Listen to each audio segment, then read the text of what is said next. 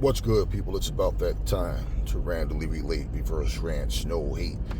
Top of the goddamn morning. You guys don't know by now.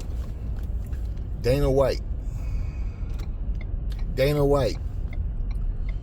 is trying to change he's trying to get rid of the Muhammad Ali Act for boxers, okay?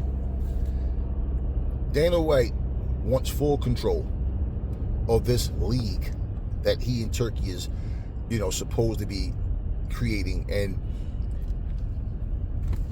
this is nothing but greed, disrespect, and dictatorship. And I would not be a part of anything TKO has going on.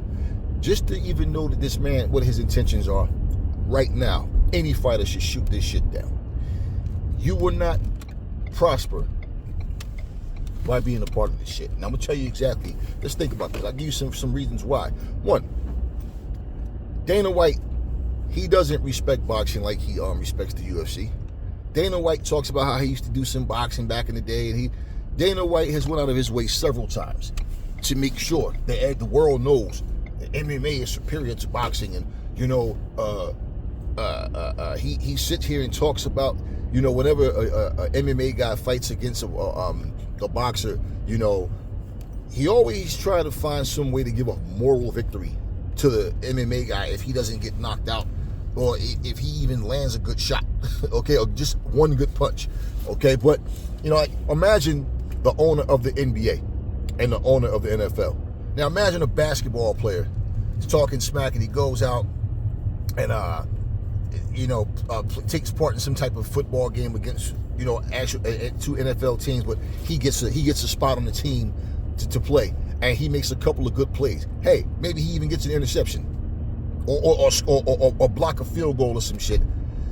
You think that the owner of the fucking NBA is going to be there? Oh, wow, hey, that's a moral victory for us because, hey, man, my guy went out there and was able to get a field goal block and a couple of tackles against an NFL player. Like, that person wouldn't even entertain that shit. They wouldn't even get in front of the camera to talk about it, okay?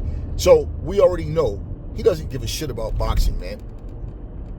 He knows, though, that boxing, there's far more money in boxing than it is in the UFC. And the UFC is stale as fuck. Let's be real. There's nothing going on in the UFC that anybody cares about. And I always said, greed.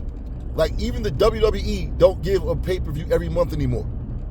And I say it gets to the point where you get used to something being a certain way.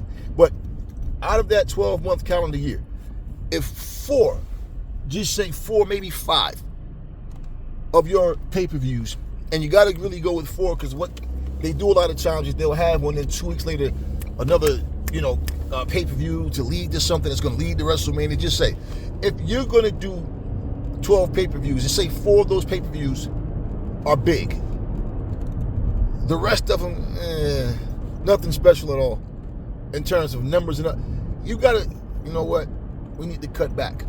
Not to mention, you have several shows, 3 shows every week. Do you understand what I mean? So it's like, and especially in this era of time where people that,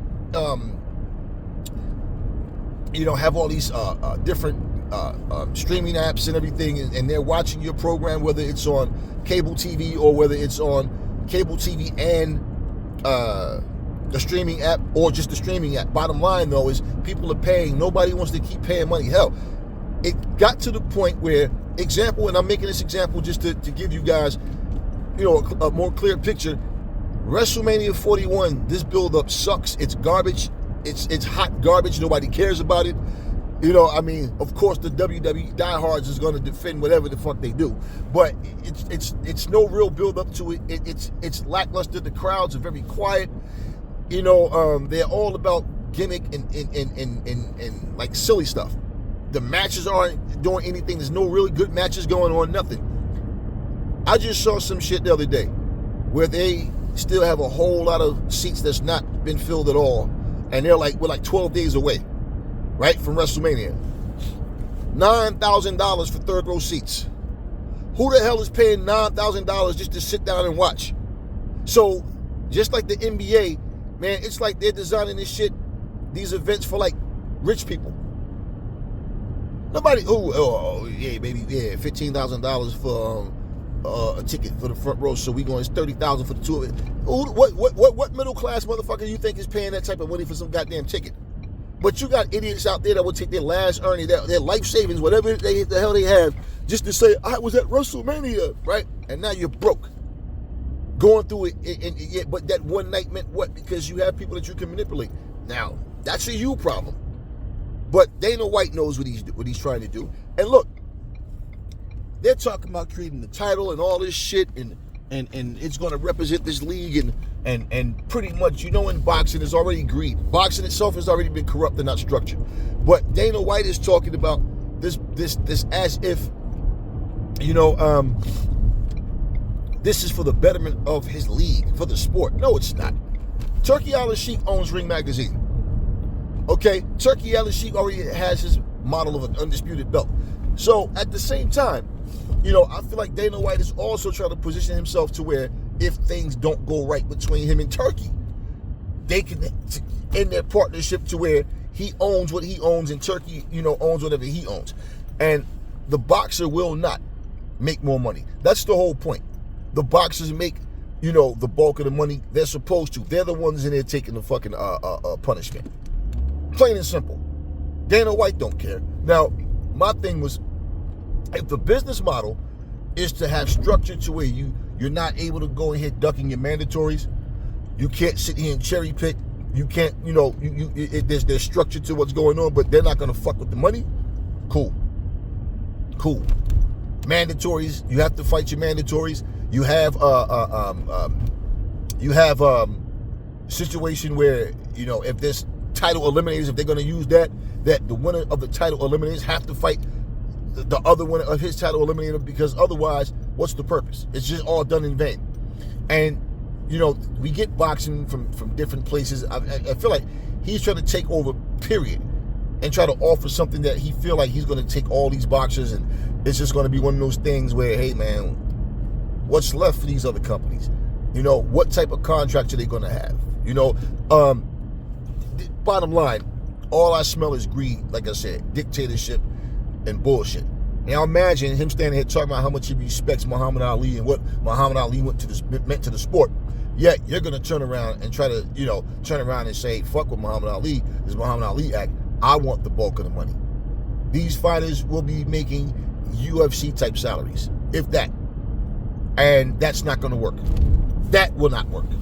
Now this is where things get interesting, to where you see how many people are a slave to the machine and cross their fingers and jump on the hype train, or they're smart enough to know, nah, this is bullshit. This isn't lucrative at all, man. It's lucrative for the owner. And all what happened is he'll be a multi-billionaire sitting up in his little sky castle looking down on all these little sheep. Because he knows if he can get you to fight in his league and fight for whatever he's paying you, the people that's not making big money will probably be the only ones that he can get. This type of shit here, what is he going to pay? What are you going to pay people that's already making $30, $40 million a fight? 20 million. So what are you going to pay them? You see, being able to put cards on with the best fight the best, you can't do this shit every month, man. See, because the idiotic fans, yeah. No, at some point, people are just going to be having losses. Multiple losses, more losses, right? And it gets to the point where people are like, why are they putting this bum on the card, man? So something that starts out and looks good will die down real fast. And pretty much, it's because of greed. Part of the reason, I don't know everything going on behind the scenes in the UFC, whatever, but that greed is a huge part of the reason why the UFC sucks right now. Because you see, when you run through your names, and every month there's a pay-per-view, every month, and all you want to talk about is the live gate, how much money you made at the live gate. It was a sold-out arena. It was a sold-out, yeah. Okay, cool. Now when business starts to fall apart, what do you do now? And if you don't think that the UFC being in shambles right now has anything to do also with him reaching out to try to create this league, oh, you're foolish. This dude knows what he's doing. He knows exactly what he's doing. He's trying to be the Vince McMahon of mixed martial arts. Just like how Vince will look at other wrestling companies and try to shit on wrestlers. Oh, like they're not cut out for the WWE, or that company is not what we are. But yeah, as soon as their contracts are up, guess who he's trying to persuade to come to his company? This is what I mean. For me to know, this motherfucker don't care about us, man. He doesn't give a shit about us. We're the ones in here taking punishment. You know, we're the ones in here getting broken jaws and broken ribs and concussions and all of this shit. We are. Teeth getting knocked out and all, brain damage. Like, we are. We don't even have insurance and nothing. He's not, and I guarantee you, this motherfucker won't provide insurance. I guarantee you he won't. But you're gonna sit back and take the bulk of the money? Nah. Fighters have to be completely stupid and at rock bottom in life to even go for a deal like that. For real. This just shows you guys, man.